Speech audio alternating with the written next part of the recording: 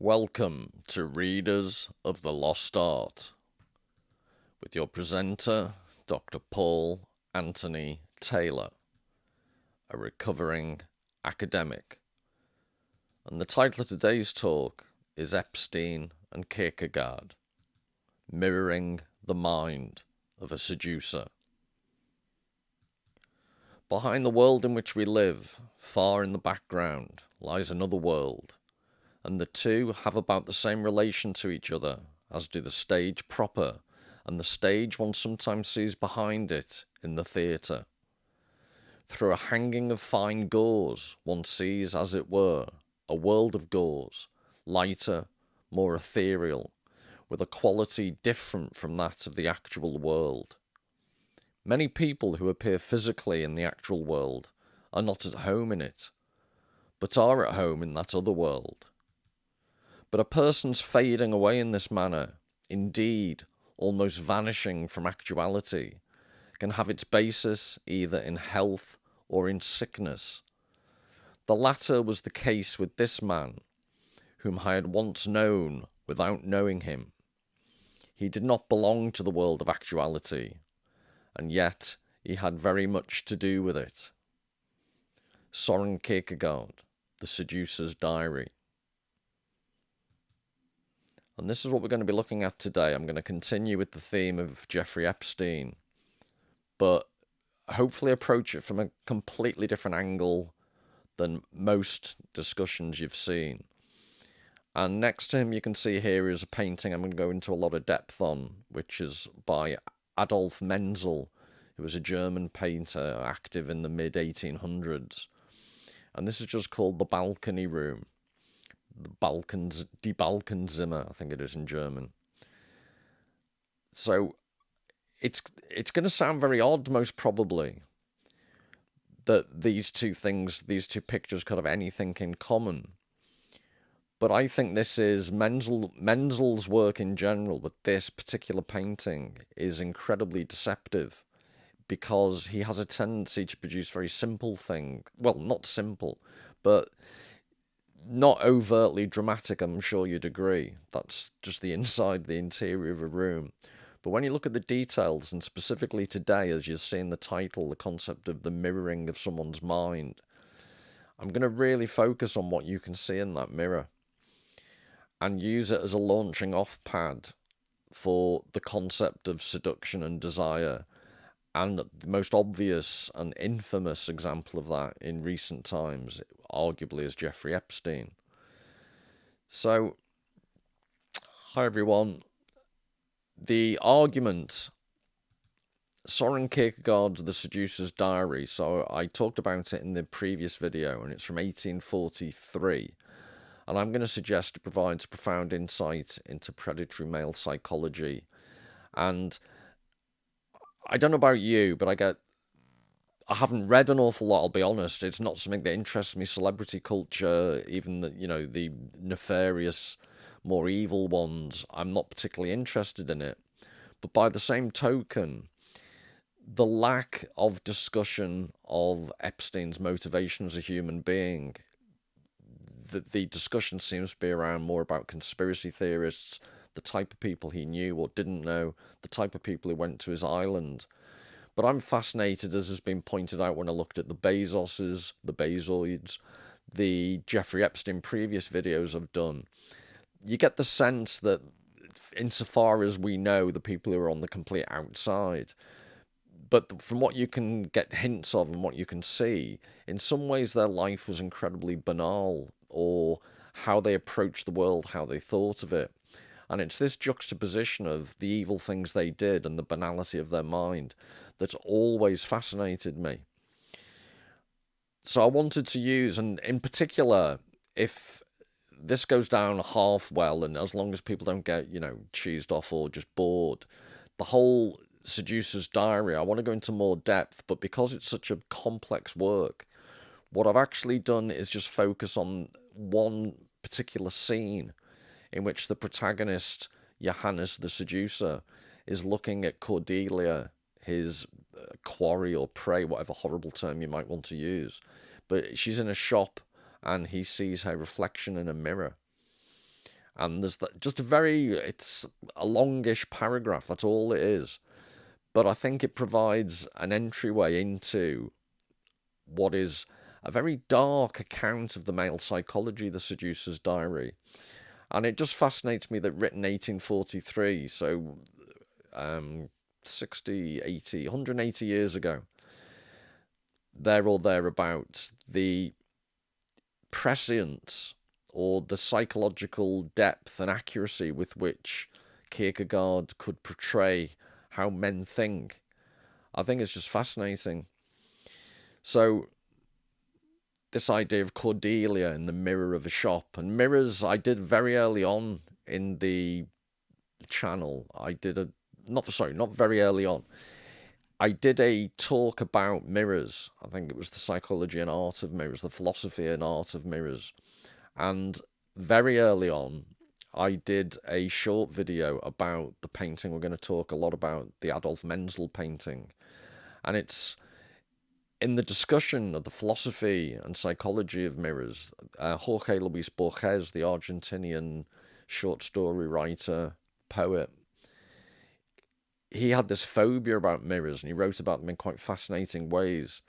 And I'm going to link today just what weird things mirrors are, but also make links to the concept of the eye as a mirror. And I've done that before, but I think it's just such a rich theme, it's worth doing more of. So I'm going to argue Kierkegaard's literary account of the image in a mirror, combined with Menzel, this balcony room, they just link together in my mind really well.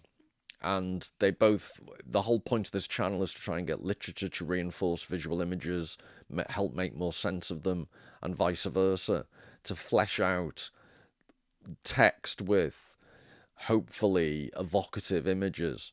And I'll just be interested to see whether you think it works with reference to the Kierkegaard and the balcony room. And I know it's a stretch, but I hope you'll see some of the relevance to modern day figures like Epstein. So specifically, what I'm going to try and do, I thought I'd write down the argument, because I think it might get lost as I flip from one image to the next. And it's going to be quite image heavy today. Often I use quite a lot of text. Today, the vast majority of slides are all images, so you can take your reading glasses off and just admire the art. But I'm going to argue that Kierkegaard and Menzel combined, I use them as a jumping off point to illustrate the idea that there's a complex relationship between mental images and reality. And the concept of desire, which I've spoken about before, but it's a hugely complex emotion, because apart from anything else, it's positional. It often requires distance, ironically and paradoxically, for it to work. So you can be too close to the object of your desire, and it doesn't have the same effect.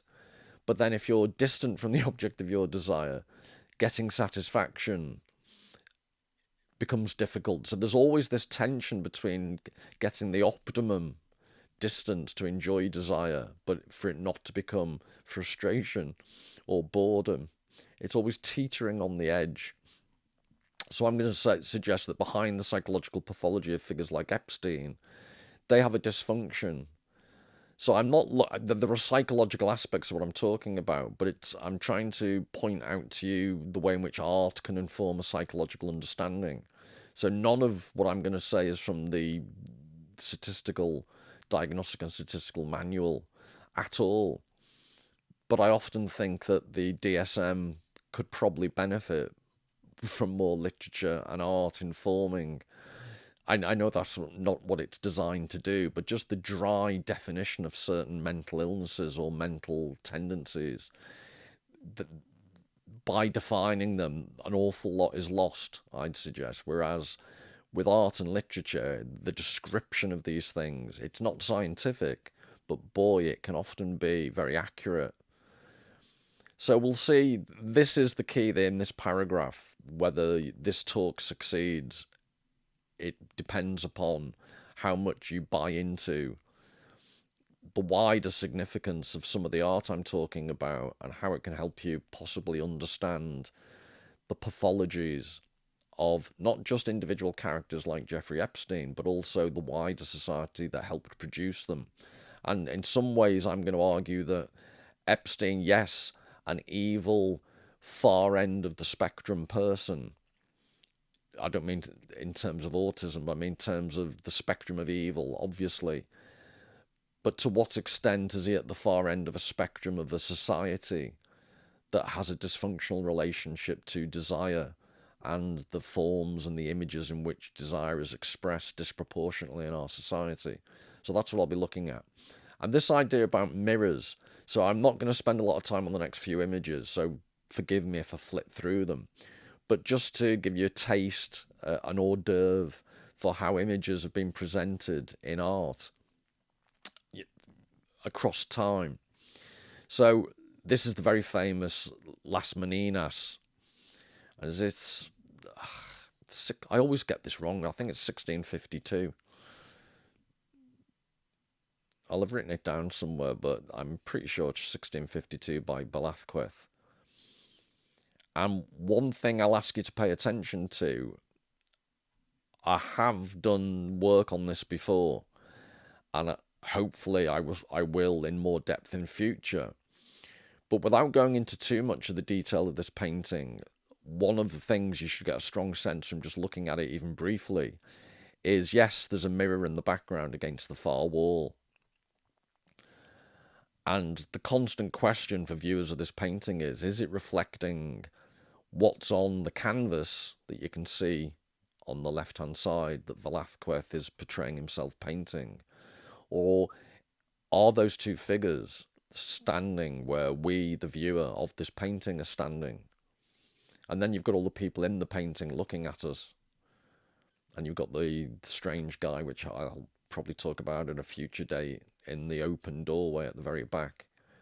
But one, massive sense you're going to get from a painting from 400 years ago, I would hope, is this idea that all of a sudden we, the viewer, are part of the painting. And this is what made it quite a radical painting at the time. We're involved through the sight lines, and we're involved in the mystery of what is in the mirror and where is it positioned. So it's quite a long-winded way of saying, I'm trying to say that you, the viewer, are an integral part, and the viewing experience of this painting, most paintings of this period and before, were self-contained little worlds where, yes, occasionally I can think of Renaissance paintings where figures in the painting look back at you, but that's almost incidental, that they're the exception that proves the rule. The sense that you're being looked at in this painting, I'd argue, are much stronger.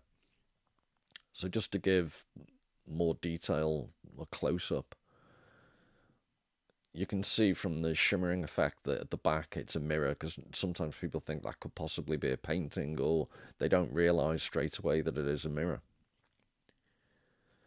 And then another obvious example, if you're going to talk about mirrors in art, would be the bar at the Folies from 1882 by Manet.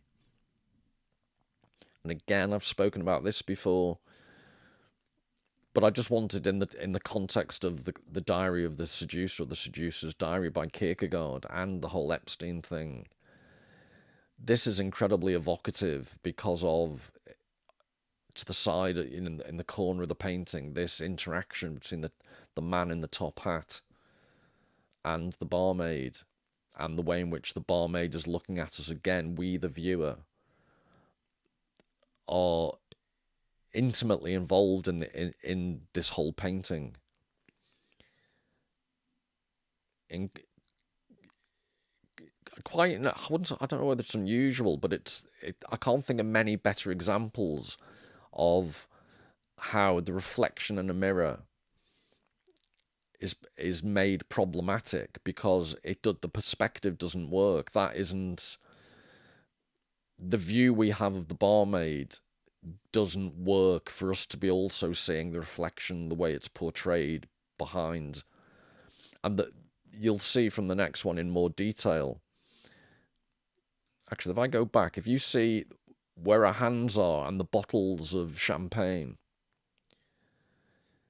if you look in the, it's a huge big mirror behind her that's providing the reflection of the huge big hall that she's facing, the music hall.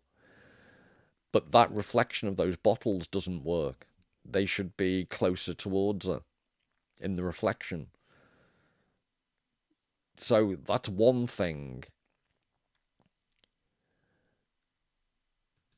And then when you look into the depths of the painting,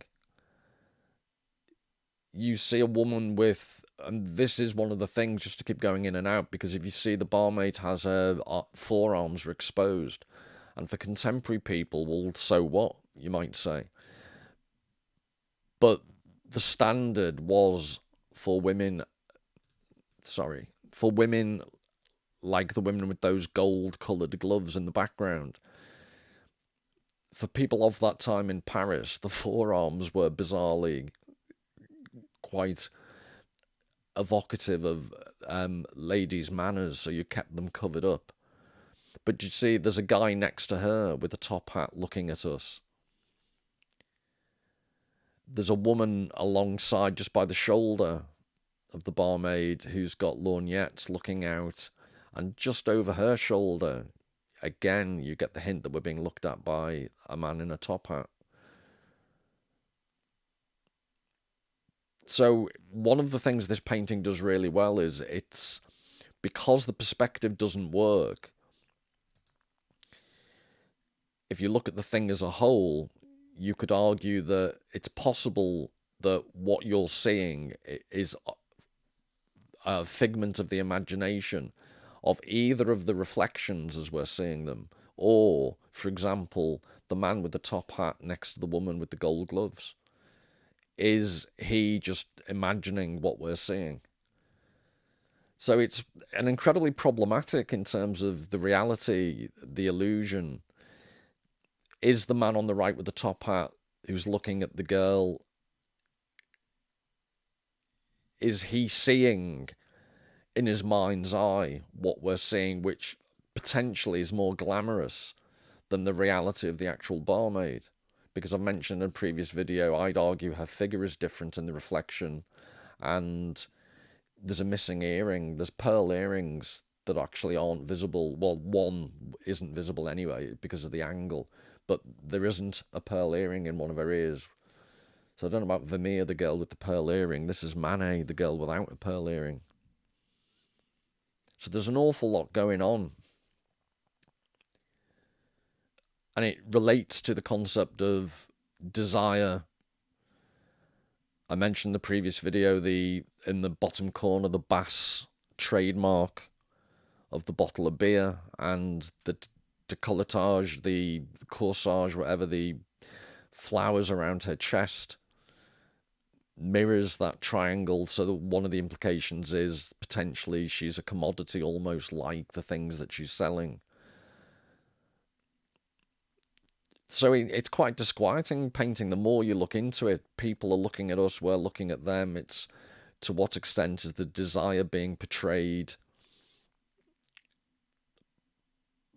part of the actual literal painting, or is Manet representing figments of imagination and reflections in the conceptual sense as well as in this mirror?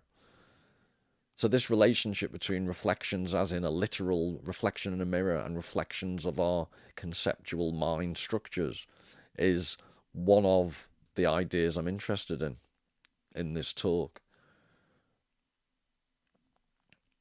And the expression on the face, or when I looked at this, and then the recent Epstein controversy and all these salacious details came out, I just think that gives, if anything, more resonance to this painting. And then it made me think of other paintings. So this painting's called A Redhead's Reflection, Donald Blage Barton. Blage, or it's Blagge, so that's Blage or Blage. But Donald Barton, I should have just said Donald Barton. But this idea in which people like Epstein and male predators in general, the extent to which they're preying upon the idealized reflection, the image of women rather than the actual reality of women. So this notion of objectification of women. But it's the image they have in their mind's eye and the reflection of women. There's this, as was pointed out in the epigraph that I'm going to return to at the very end, there's this disparity between the world of representation and images in their heads and the actual world. And it seems for people like Epstein that the world of representation, they capture or try to capture it, which obviously it's impossible, but they capture that idealized world and try and impose it on reality. Hence the tacky island, hence his weird lifestyle, and the type of celebrities and famous people he surrounded himself with.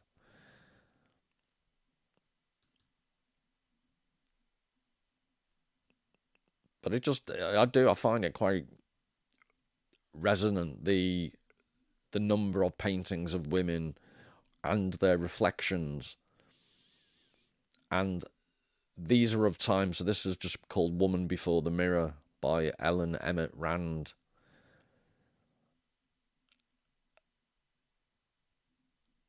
And what I'd argue here is that in that time, so you're talking about the early 1900s when Ellen Rand was most active as a painter. So 1800s just over, 20th century, 1900s just beginning. These reflections, consider how much more extreme the number and volume of these type of reflections of women as an idealized form, how much stronger they are now, how much more ubiquitous they are. So these painters are painting something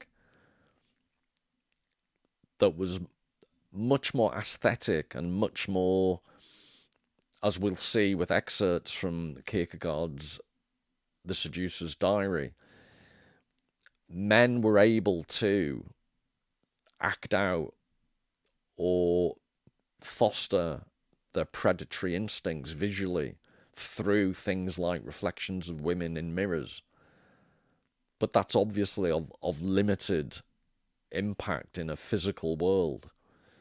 Whereas in a world, again, think back to that epigraph that distinguishes the actual world and the world of images, and how the description is of the seducer character who's more at home in this world of images than the actual world. And it states, but he's also important in the world of actuality, which again, I think has resonance with Epstein.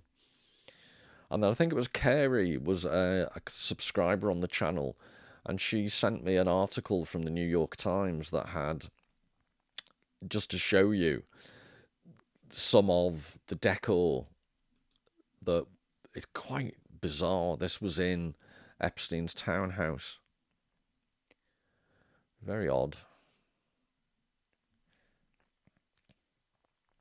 And I'm not an interior designer, but it just strikes me as, talk about kitsch. Well, if you can forget the disquieting figure hanging from the ceiling, but just the background pictures of cloud formations. The gilded frames. Very odd. And this was his private study.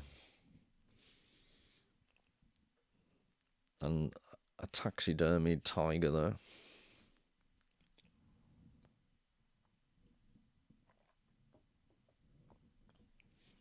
So that's all by way of introduction. Quite a long introduction. But now I wanted you to, if you could have a look at this painting, and I'm going to come back to it later on, but I'd be interested if you just have a look at that and work out what initial impressions it makes on you. Because I'd hope you'd agree, to say it's a undramatic painting would be quite an understatement. There's not an awful lot going on in an empty room with 2 chairs and a curtain.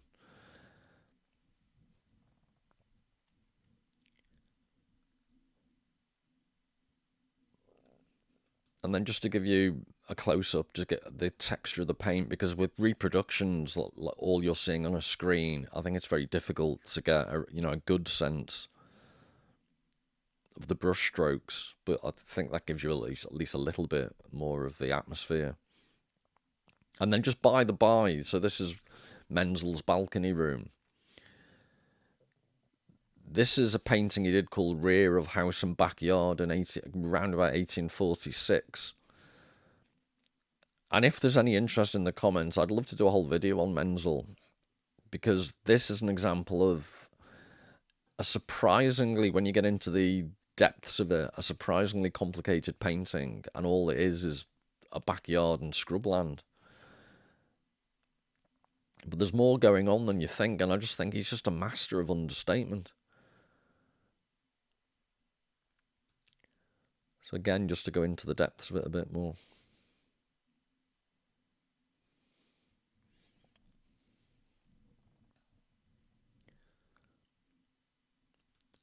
And then this is a James Tissot, Tissot, and he was a French painter, but he spent a lot of time in London. So he basically became anglicised. And this is just called The Shop Girl from 1883 to 85. But I thought, as an introduction to excerpts from The Diary of the Seducer by I always say Kierkegaard. I think it's pronounced differently in Danish, but the English pronunciation is Kierkegaard. But if you're from Liverpool, it just sounds funny to me because it's like Kierkegaard. But this strikes me as a great introduction, because remember, Johannes the Seducer is seeing Cordelia in a shop, and this just, why I'd like to do a whole video on James Tissot is that he's not, or Tissot, I don't think he's a great painter, but he captures the atmosphere of London and Paris, and the way in which, even in this painting, it's quite ambiguous. You see the man looking in the window. It just, he hasn't, unless he's gone in the shop and then gone out, what's his mode of communication with the woman reaching for something? Is he just looking at her like she is an object in the shop? And then you've got the woman holding the door.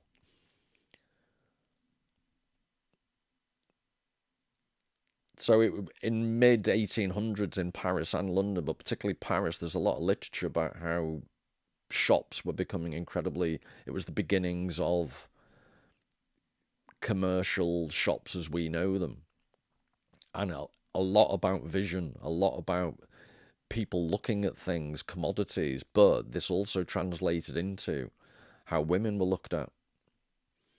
And I just think Tissot's paintings of, I'll give you a future that I can give example after example of the number of portrayals of women presented not crassly as objects, but he really does evoke the way in which women's social standing related to how also they were looked at. But anyway, without more ado, this is all the next 5 quotes or so are from Kierkegaard's Diary of a Seducer. Ah yes, when one is 17 years old, when one goes shopping in this happy age, when every single large or little object picked up gives unspeakable delight, then one readily forgets. As yet she has not seen me. I am standing at the other end of the counter, far off by myself. There is a mirror on the opposite wall. She is not contemplating it, but the mirror is contemplating her. How faithfully it has caught her image, like a humble slave who shows his devotion by his faithfulness, a slave for whom she certainly has significance, but who has no significance for her, who indeed dares to capture her, but not to hold her. And I'm going to intersperse, so that's the opening quote. It's this long paragraph in the Seducer's diary about the encounter Johannes the Seducer has with Cordelia.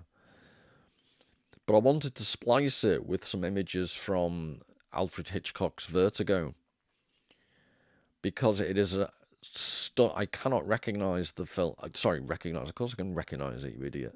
I can't recommend it enough. There's both Vertigo and Rear Window, which I did a full video on, but I haven't done a full video on Vertigo. But in terms of the complexity with which Hitchcock addresses the concept of vision. So apologies, this is dark, because this is Scotty is the character, and he's in the back of a shop. It's a flower shop, and he's followed this woman. It's a complicated, convoluted plot, but he's following this woman he's been asked to keep tabs on, and he follows her. She's gone into the front of a flower shop, and he's in the storeroom at the back, so that's why it's dark, and he's looking out through a crack in the door. And it just struck me as really apposite to The Diary of a Seducer. Not in the same way, it's a different context. He's not trying to, at this stage, seduce her, but the way in which men look at women and the concept of desire and distance and all these things, and the actual name of the film, Vertigo, Hitchcock's Vertigo, is indicative of the way in which desire completely disorientates people. You know, the clue is in the title. Unhappy mirror, which assuredly can grasp her image, but not her. Unhappy mirror, which cannot secretly hide her image in itself, hide it from the whole world, but can only disclose it to others, as it now does to me. What torture if a human being were fashioned that way? And yet, are there not many people who are like that, who possess nothing except at the moment when they are showing it to others, who merely grasp the surface, not the essence, lose everything when this is going to show itself, just as this mirror would lose her image if she were to disclose her heart to it by a single breath? So there's lots to say there, but this idea... Yet are there not many people who are like that, who possess nothing except at the moment when they are showing it to others? Yes, Jeffrey Epstein. This is my point about how this relates to graspy rich people in his orbit, who merely grasp the surface, not the essence. Lose everything when this is going to show itself. So it's a bit like the legend of King Midas. He wants to have complete wealth, and then realizes when everything you touch turns to gold, it defeats the purpose. So it's this idea of being able to capture the actual physical woman. Every image you see, you're potentially able to capture them. And yet how counterproductive and stupid that is, because you lose the essence of someone. But then the beautiful imagery of Kierkegaard, just as this mirror would lose her image if she were to disclose her heart to it by a single breath. So it's a beautiful way of expressing the point I was making earlier about when you get too close to something in terms of desire, it can disappear. So Kierkegaard's translating that into the image of the breath of the woman on the mirror would then frost up the mirror. It would fog up the mirror so you couldn't see a reflection anymore. So this thing about desire, reflections of desire, images of desire, and distance and closeness, I just think that's an absolutely brilliant sentence. And then this is Scotty in the storeroom, seeing Madeleine as it's complicated, but Madeleine is the character she's playing. And you'll see a better shot in a second about the full technicolor glory of Hitchcock. And it's my beef with digital high definition, not all, but some movies have this washed out, greeny grey colour to them. And yes, they're more accurate in terms of the portrayal of reality, but ironically, the technicolor falseness, life isn't that rich in colour, but technicolor film stock produced, it's better because it isn't. You actually lose something from the film being too realistic. Again, this idea, you get too close to something, you actually lose rather than gain. And if a person were unable to possess an image and recollection at the very moment of presence, he must ever wish to be at a distance from beauty, not so close that the mortal eyes cannot see the beauty of that which he holds in his embrace, and which the external eyes have lost, which he, to be sure, can regain for the external vision by distancing himself from it, but which he can, in fact, have before the eye of his soul, when he cannot see the object, because it is too close to him, when lips are clinging to lips.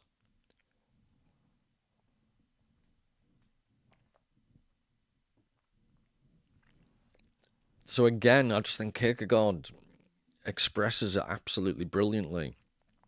And it's, when I look at Baudrillard, I think Baudrillard makes a similar point. This idea of the distance between an image and the reality. So you need a distance from the object of your desire to be able to picture it in your mind's eye, because it is too close to him when lips are clinging to lips. So ironically, when you're that close, so if I finally get to meet Shakira, it would actually be better to look at her from a distance. Sorry, I'm just now putting myself in dangerous territory, but this idea of the whole reason why I fantasize about Shakira is I don't have to put up with the reality. Imagine if she was just really, really annoying. But this idea in your mind's eye, in your fantasy, the distance is essential. He must ever wish to be at a distance from beauty, not so close that the mortal eyes cannot see the beauty of that which he holds in his embrace. And this is the Jeffrey Epstein dilemma. The constant wish to get the objects of his desire completely under his control, captured on an island, is a complete inability to see this aspect of more aesthetic desire. And this is, I just think, the full glory of The Flower Shop, the way Hitchcock portrays it. Excuse me, got a really dry throat.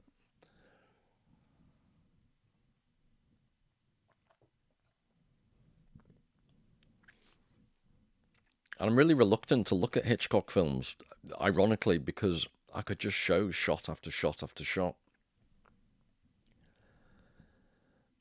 And it depresses me that modern films are so rarely, just artistically, Hitchcock was an absolute genius. How beautiful she is, poor mirror, it must be tormenting. It is good that you do not know jealousy. Her head is perfectly oval.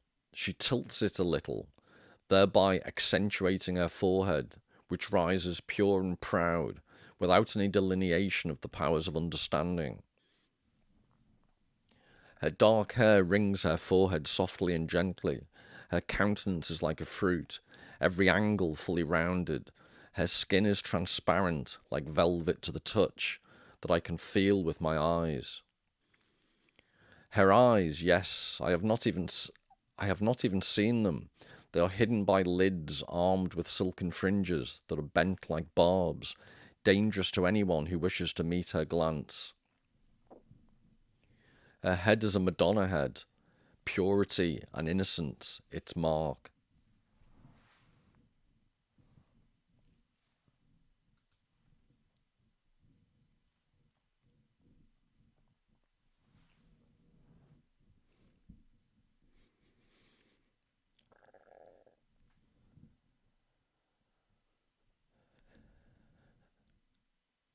Yeah, and it's hard to explain because I've got zero interest in flowers, but it just shows Hitchcock's genius.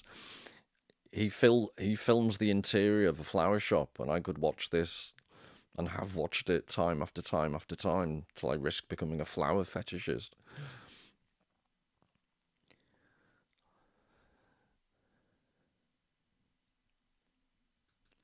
She is bowed down like a Madonna, but she is not lost in contemplation of the one. This causes the expression in her face to vary. What she is contemplating is multiplicity, the multiplicity over which earthly pomp and glory cast a reflection. She takes off her glove to show to the mirror, and to me a right hand as white and shapely as that of an ancient statue, without any ornaments, not even a flat gold ring on the fourth finger. Bravo! She raises her eyes. How changed everything is, and yet the same. The forehead a little less high, the face a little less uniformly oval, but more vital.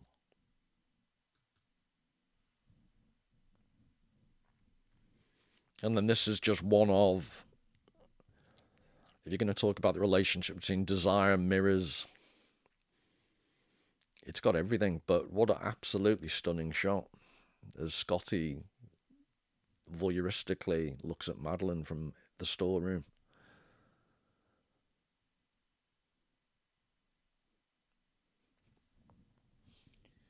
And then I mentioned the Vertigo is just an exceptional film about desire, and this is from the opening credits. And the way in which, the old phrase, the eyes are windows, the mirrors of our souls, or the windows of the soul. But it's a constant refrain in Hitchcock. And just these are the opening credits. I can't remember how many opening credits of a modern film I could be bothered making a slide out of. But this is just sorry, I'm a Hitchcock groupie. But then this is the beginning of the film. And plot spoiler, the guy trying to help Scotty who's hanging. And I'm sorry again, it's a very dark shot in more ways than one.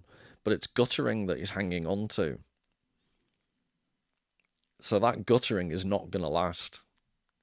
I'm a qualified gutter technician.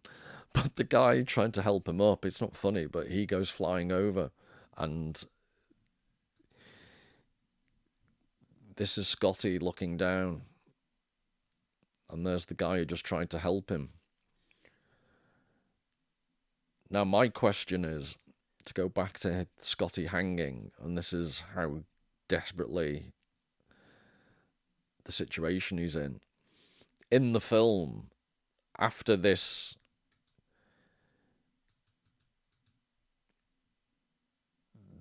the plot then just moves on, and Scotty's alive and well, with a broken, he's got a damaged leg. But it's very unclear how he survived.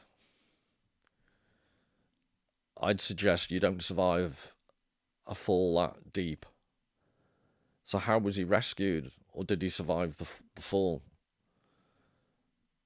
It's so unrealistic that what I'd argue is the whole film could be seen as when they say your life passes before you, just before, you die. There's one theory that it's your mind trying to desperately scramble through its memory banks, trying to find any solution to the predicament you're in.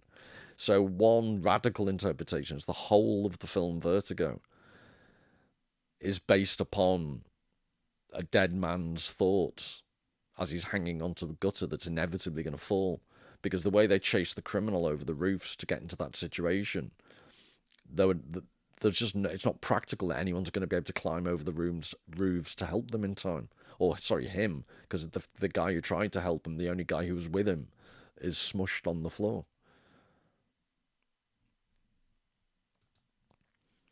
So, again, I won't bore you with the plot, but this is Scotty talking to Gavin Elster is the guy's name, and this is the guy who asks him to go keep eyes. He says his wife, Madeline, has been acting strangely. So this is the conversation. And then this is the restaurant Ernie's. And you see the pedestrian just walked by. But Hitchcock's such attention to detail. The gold oval nameplate Ernie's reflects every person who passes by. the attention he pays to visuality, and it looks like an eye, I'd argue. I'm just going to go on an ocular fixation monologue now, so better move on. But this is the inside. And it reminds me of David Lynch, the richness. Like, how much would that wallpaper cost? It's like the inside of the... It's this like womb-like rich David Lynch type. It's like amazing flock wallpaper for... It's like a carpet on the wall, isn't it? But it really emphasizes the psychological aspects of what then happened. So Scotty sat at a bar with "This is" behind his back. So he has to turn round to see this. And the way in which Hitchcock's made Madeleine's wrap this vivid green colour that stands out against the red.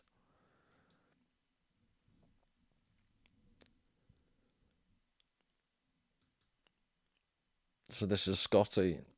And then what's interesting is, Hitchcock does this all the time, he's looking into the room as you've just seen, but then Madeleine starts coming towards him. So he's had to turn back round. He can't let her see him.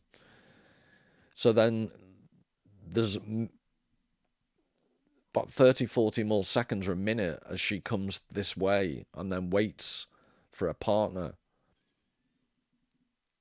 And he couldn't be seeing it. Because unless I'm mistaken, I don't think the bar he sat at, there isn't a mirror in front of him. I don't think. And he wouldn't get this pure view anyway if there was.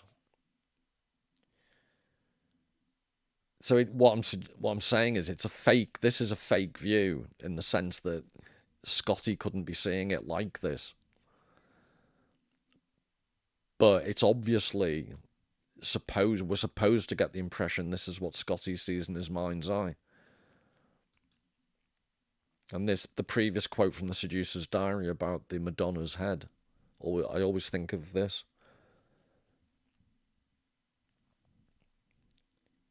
And then just as they're leaving the restaurant, the final shot is an actual mirror. Because if you go back, all these wooden frames, this frame within frame, it's like paintings within paintings. Those frames are a bit like mirror frames, painting frames. But it's how Hitchcock, it's almost like an cinematic joke. He frames the shot with frame after frame. And then the pièce de résistance is an actual mirror.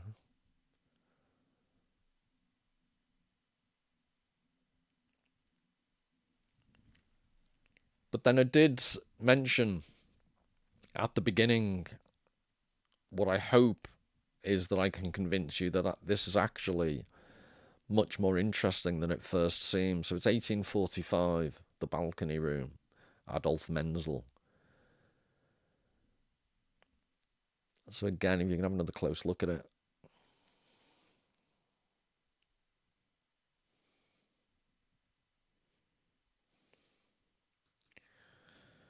And this is where it'll sound like a real stretch. But if you think back to Las Meninas that I showed you, Velazquez, and all the people looking at you, this is an empty room, so no one's looking at us. But Menzel's very clever, because I think it's almost automatic that you assume that this is your unique point of view because of the effect of the mirror you're looking at. So having said that, on the one hand, the perspective is you're viewing this from a very particular point. So you're dragged into the painting. But then there's immediate questions. So, for example, you can see in the mirror the outline of a couch, a sofa, a settee, whatever phrase you'd like to use. I'm assuming that it's the ill-defined blob, grey-green blob on the opposite side of the painting that's been reflected. And then so it gets rather confusing what's being reflected, and why is the sofa in the mirror patterned? And then you've got the two chairs mirroring each other, but also one of them appears in the mirror. And then it's the reflection of one of them in the mirror is almost blocked by the actual other chair. But that's only going to be the reflection of one of the chairs. But the way it's done is it's slightly confusing as to which one. And it almost acts as a reflection of both. And then there's zero action of what you could really call action in this painting, except the wind billowing through the curtains. So the curtains have intruded into the room. And I should have said the aspect about the perspective. It's the way in which the reflection on the floor, the light, it's so bright, but it makes the floor shimmer. So you haven't got a firm standing. Almost the effect it has on your eyes is to make everything seem without firm foundation. And you've got the chairs mirroring each other. You've got the French windows mirror each other because there's two of them. But the windows and the curtain blowing through it, they remind me of what was the phrase used? The gauze in the epigraph from Kierkegaard. And that's contrasted with the solidity of the frame of the mirror, the heavy, dark wooden frame. And there's little details you may not notice. So there's so much light coming in. You can see from the reflection on the floor, though, that the actual French windows, the bottom third is actually solid wood. So there's there's the solidity and the diaphanous gauze-like curtain. There's the very specific pattern and the painting you can see reflected in the mirror, but on the other side, you can see the pattern of the rug, but the sofa's completely bland, non-defined. And then you've got the really odd, unfinished shape on the wall that looks like it's been half painted.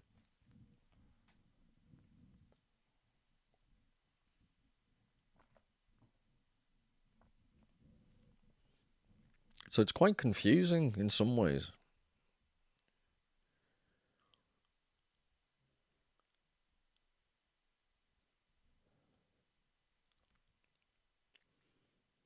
And this is the stretch to see whether you'll follow me with this.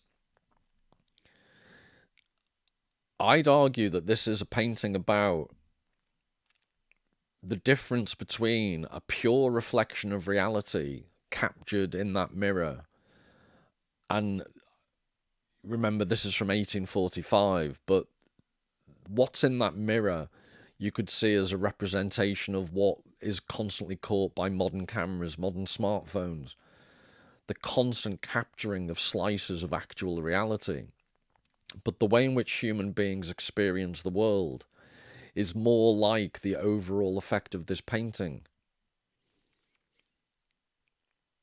So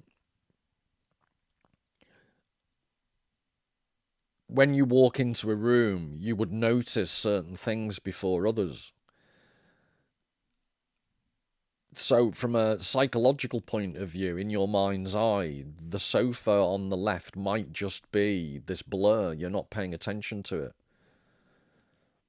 It's not in sharp focus in your actual eye, but also your mind's eye.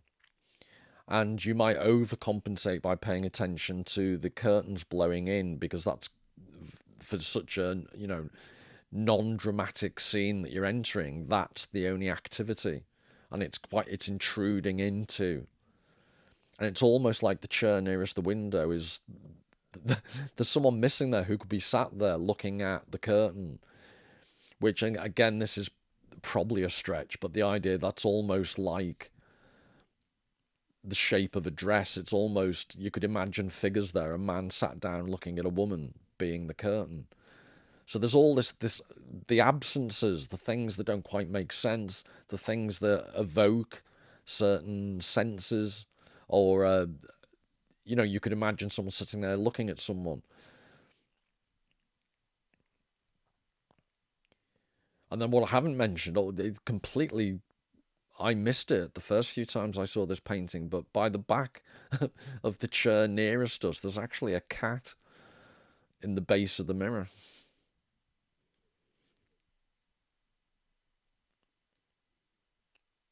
So if you don't believe me, maybe a good way to contrast this is looking at this painting. This is it's called Woman at the Window by Caspar David Friedrich from 1822. So if you could have a quick look at that for me.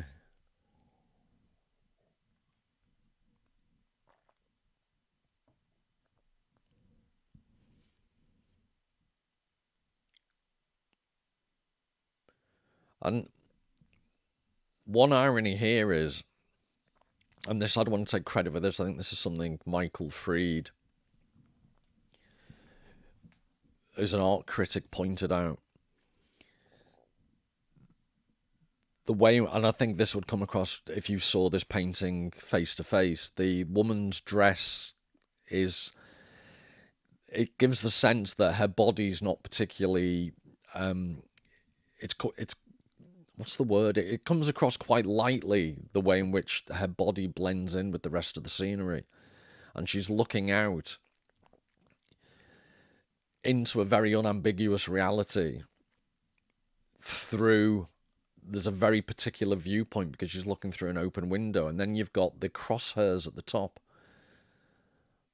almost like through the sights of a gun. So this is a representation of quite a clear individual point of view. And the body of the woman is almost light. The emphasis is upon the way she's thinking.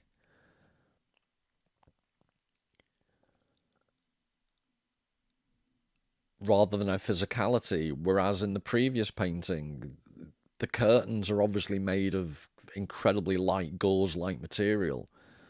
But they almost seem to be weighty and filled out.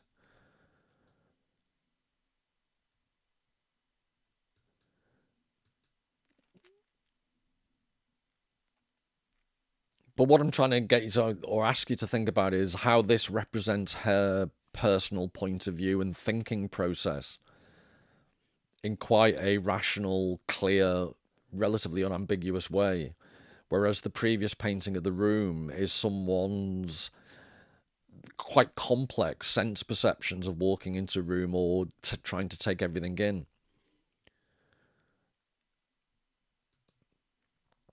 So just to go back to that painting, some of the, you might think because of the shape on the wall, it's quite an unfinished painting. But look at the detail, the curtain rails, and the pattern on the ceiling, and the embroidery on the curtains. So it's almost like a half-finished painting, but there is this level of detail. The shimmering floor that doesn't give you a firm foundation on which to stand when you're looking at the painting.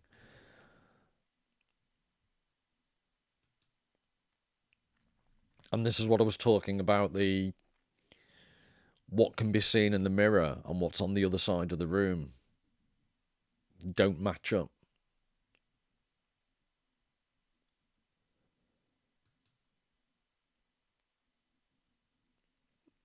So when you put all those things together, it's a really odd painting.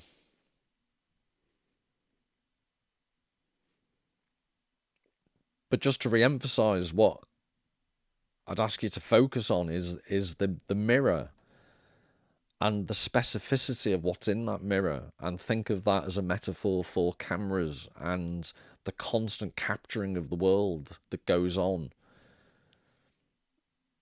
in social media, like I said, smartphones. Basically, we live most of our lives now through this type of really accurate representation. When arguably the psychological truth of living in actuality is more like the effect of this painting as a whole.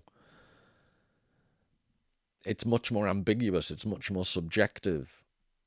Although we're all living in a physical reality, we don't experience it like anywhere near the accuracy and the clarity of what's in that mirror. But that's how the world is presented to us time after time after time in various media. And then you've just got this random shape.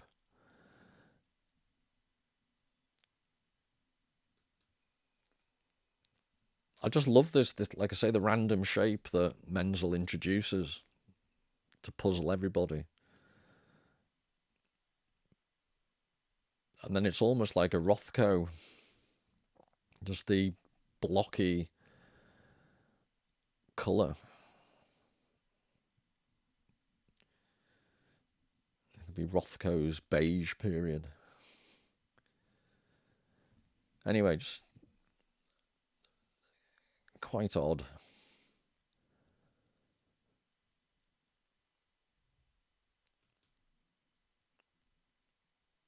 But I wanted just to return to this, to bring everything full circle, just to round everything off. The bar at the Folies, 1882, remember.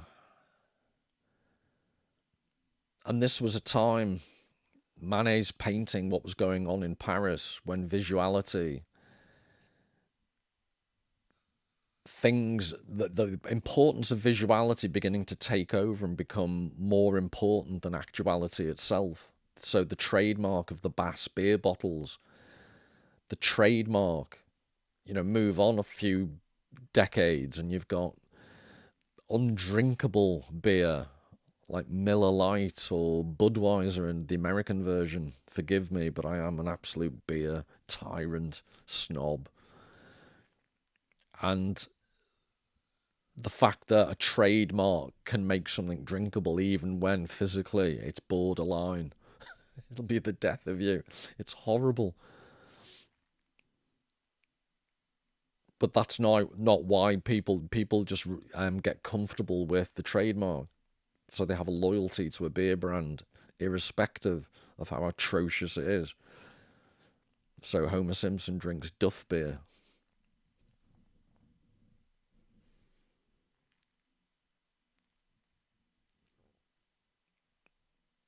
And I just can't get out of my head how much the guy in the corner talking to, again, which is this the representation or the reality, the actuality? All the things I said about this painting earlier. I'd argue that this is how sensitive artists are to changing sense ratios. Marshall McLuhan suggests that artists sense when things are changing before anybody else in society. So in that sense, the Jeffrey Epstein type character is the illogical, evil conclusion of this type of process.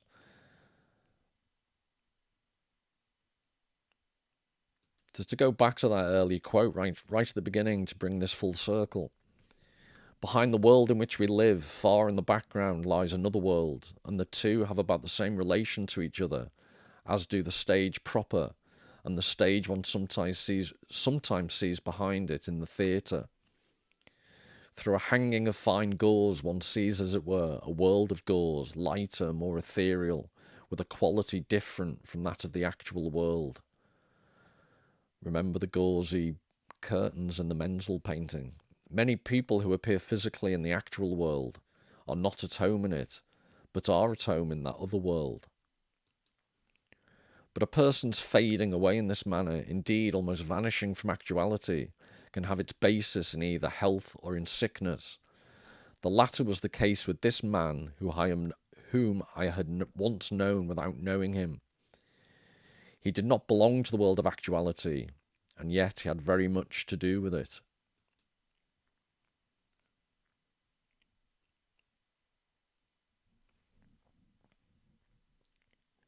So I hope you've enjoyed that, and I'll leave you with one last image which I think sums up why I brought together this theme about reflections in mirrors and The Seducer's Diary by Kierkegaard and the whole Epstein phenomenon. So until the next time, all the very best.